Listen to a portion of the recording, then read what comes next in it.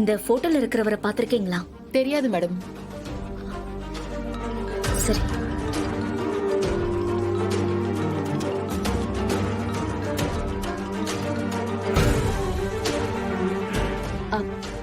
அக்கா. ஏய், எப்படி இருக்க? நீ சாப்பிடுறியா? உடம்ப பாத்துக்கிறியா? அக்கா, நான் நல்லா இருக்கேன். நீ எப்படி இருக்க? எங்க இருக்க? நான் இங்கதான் கடைக்கு வந்தேன். என்ன உன் குரல்ல மாற்றம் தெரியுது, தடுமாற்றமா இருக்கு. ஐயோ, அப்படிலாம் எதுவுமே இல்லக்கா. நான் பர்ச்சேஸ் பண்ணிக்கிட்டு இருக்கேன்ல, அதனாலதான். சரி, உன் நினைப்பாவே இருக்குடி. உன்னை பார்க்கணும் போல தோணுது. டைம் இருந்தா வந்துட்டு போறியா? சரிக்கா, நான் வரேன். இரு. சண்டே நீ ஃப்ரீ தானே? ஆமாக்கா, ஃப்ரீ தான். சரி, அப்போ நீ இந்த நேரத்துல டிராவல் பண்ணாத, நானே வீட்டுக்கு வரேன். சரிக்கா. ஆமா, மகேஷ் உன்கிட்ட ஏதாவது? ஐயோ, அப்படிலாம் எதுவும் இல்லக்கா, நான் பாத்துக்கிறேன். நான் அப்புறம் கூப்பிடவா? பில்லிங் கவுண்டர்ல இருக்கேன். ஏய், நீ எதுக்கு மார்க்கெட்டுக்கு தனியா வர? அம்மா இருக்காங்க, அண்ணன் இருக்காரு, அவங்க கிட்ட சொல்ல வேண்டியதானே? இல்லக்கா, எனக்கு வீட்டுல உட்காந்துருக்க போர் அடிச்சது, அதனாலதான் நான் வெளியே வந்தேன். சரி, பார்த்து பத்திரமா வீட்டுக்கு போ. வீட்டுக்கு போயிட்டு எனக்கு கால் பண்ணு. பண்றேன்க்கா. சரி.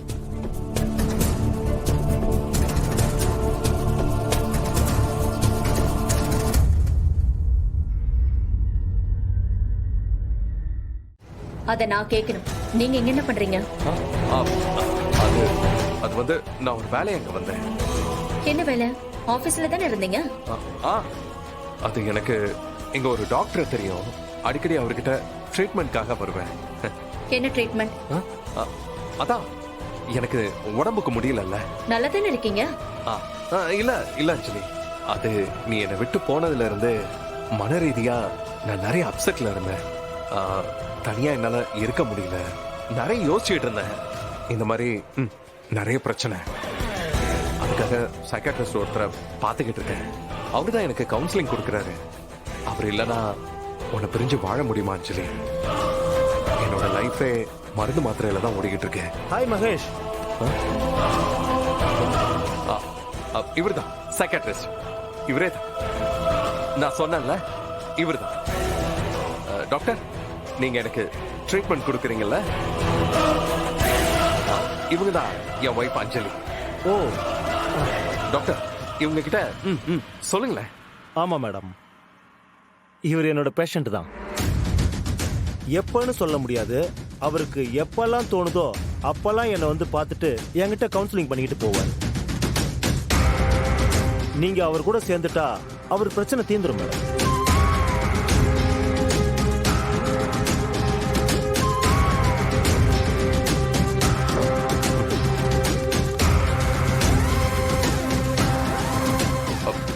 டாக்டர், ரொம்ப நன்றி டாக்டர். நல்ல வேலை நீங்க அஞ்சலி கிட்ட ஏதோ உளறிடுவீங்களோன்னு பயந்துட்டேன். என்ன மகேஷ், நாம என்ன எல்லாருக்கும் தெரியற மாதிரி ஒரு வேலையா பண்ணிக்கிட்டு இருக்கோம்? இந்த விஷயம் உங்களையும் என்னையும் தவிர வேற யாருக்கும் தெரியாது. நம்ம ஹாஸ்பிட்டல்ல வேலை செய்யற எந்த எம்ப்ளாயிஸும் இத பத்தி வெளியில சொல்ல மாட்டாங்க. இங்க சிஸ்டமே அப்படிதான். நாங்க அந்த மாதிரி மாத்தி வச்சிருக்கோம் மகேஷ். அஞ்சலிங்க அவ அப்பாவை தேடி தான் வந்திருக்கா. அவளுக்கு என் மேல டவுட் வந்துருச்சு. ஓ, அவங்களோட அப்பாவா வந்து? அதனால இதுக்கப்புறம் அவர் இந்த ஹாஸ்பிட்டல்ல இருக்க வேண்டாம், வேற இடத்துக்கு மாத்திரலாம் டாக்டர். ஐயோ, அவர் ஹெல்த் ரொம்ப மோசமா இருக்கு. இப்ப நீங்க அதை பண்ணீங்கன்னா அவர் உயிருக்கே ரொம்ப ஆபத்தாயிடும். புரியுது டாக்டர், ஆனா எனக்கு வேற வழி இல்ல. இப்ப வந்தவ உள்ள போய் பாத்திருந்தா அடுத்த நிமிஷம் நான் ஜெயில தான் இருந்திருப்பேன். அது மட்டும் இல்ல, இந்த ஜென்மத்துல நான் அஞ்சலி கூட சேர்ந்திருக்கவே முடியாது. Thanks doctor. ஆனா பேஷண்டோட ஹெல்த்தை பத்தி நான் யோசிக்கணும்ல. அவர் உயிருக்கு ஆபத்தாயிடும்.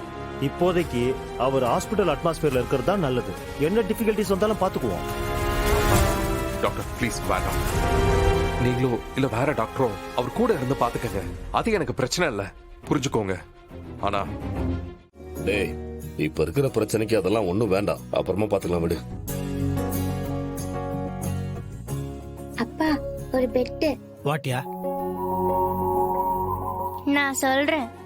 நம்ம வீட்ல 60ஆம் கல்யாணம் தாத்தாக்கும் பாட்டிக்கும் கன்ஃபார்மா நடக்கும்னு அவங்க முடிவு பண்ணாங்கன்னா எனக்கு இங்க சாக்லேட் வாங்கி தரணும். ஆட என்ன செல்லக்குட்டி, அவங்களாம் ஒத்துக்கவே மாட்டாங்க. அட போமா.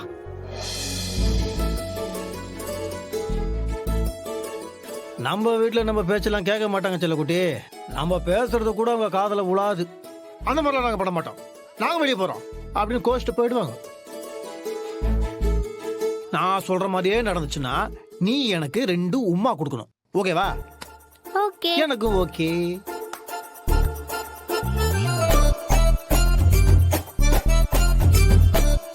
ஏங்க 60ஆம் கல்யாணம் நம்ம பண்றோங்க.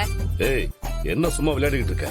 பின்ன ஊர்ல யார் யாரோ பண்ணிக்கிறாங்க, நாம பண்ணிக்கிறதுல என்னங்க? டேய் கதிரு, சொல்லுங்கம்மா. நீ இந்த ஃபங்க்ஷனுக்கான வேலையை பாரு. ம், சரி பாத்துறேன்.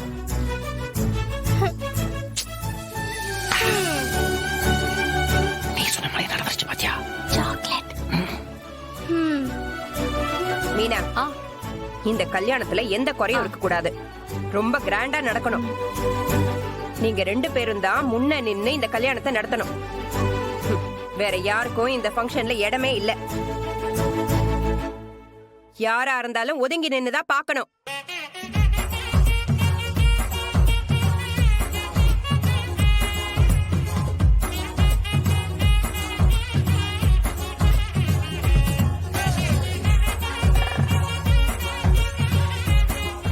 டேய் ஆ, இந்த மாசத்துல ஒரே ஒரு முகூர்த்த நாள் தாண்டா இருக்கு. அதுலயே நான் ஒரு ப்ரோக்ராமா ஒத்துக்கிட்டு இருக்கேன். எப்படி அதெல்லாம் அவசரமா ஏற்பாடு பண்ண முடியும்? அது இல்லப்பா. ஏண்டா நீ என்ன ஒண்ணும் இல்லாதவனா? நீ ஒரு அமைச்சர். உனக்கு ஒரு ஃபங்க்ஷன்னா வேலை செய்யறதுக்கு 1000 பேர் வருவாங்க. ஆளுக்கு ஒரு வேலையா பிரிச்சு கொடுத்து ஃபங்க்ஷனை நல்லா நடத்திடலாம். முக்கியமான ஆளுங்களுக்குலாம் சொல்லிடு. சரி.